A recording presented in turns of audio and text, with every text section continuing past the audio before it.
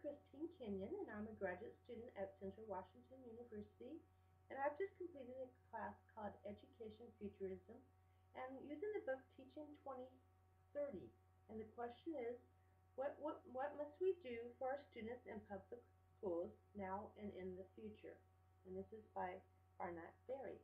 And so I've created a PowerPoint presentation to show you some of the new innovations in technology and what our schools may look like in 20 or 30 years.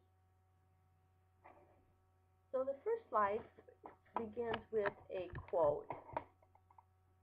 And the first quote is, "Education is now the #1 economic priority in today's global economy."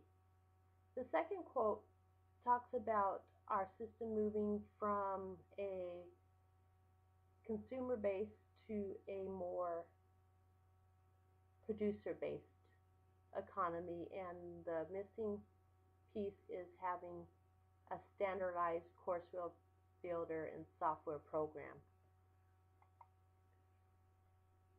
So what we need is to have companies, businesses, researchers come up with an organic courseware module and software to build this courseware, and then this allows us to create our own topics for student learning. So transitions coming up from teacher-centric to more learning-centric, classroom-based teaching to anytime, anywhere learning, mandated courses to hyper-individualized learning, and a general population of consumers to a growing population of producers. Students are being forced to learn specific courses that are often very little interest to them will be free to select the topics that they're most interested in, and most students will have the opportunity to travel to various learning camps around the country. Teachers will have differential roles. They can continue as a classroom teacher, but they can become more of a leader or a coach. Others would choose to develop their own learning camps or series of camps. Some may become more entrepreneur type teachers and become full-time program or courseware producers. Others may choose to work in the community and also be researchers and create their own curriculum.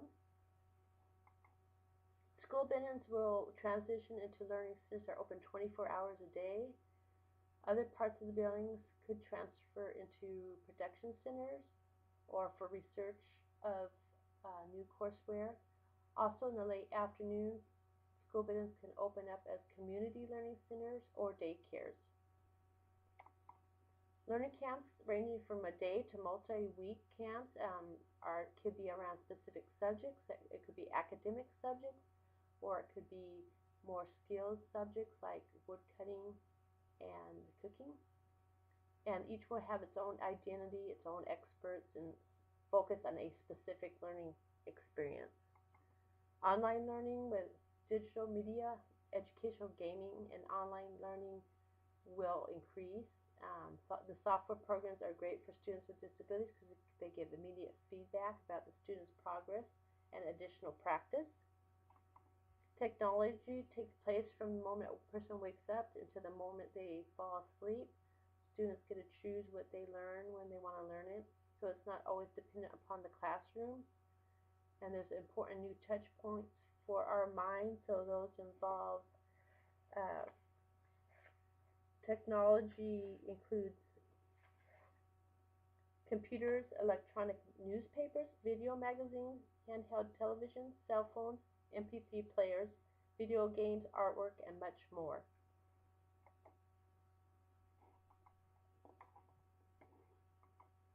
And in building global connections to the world and multicultural issues and community connections is important. And here are my references.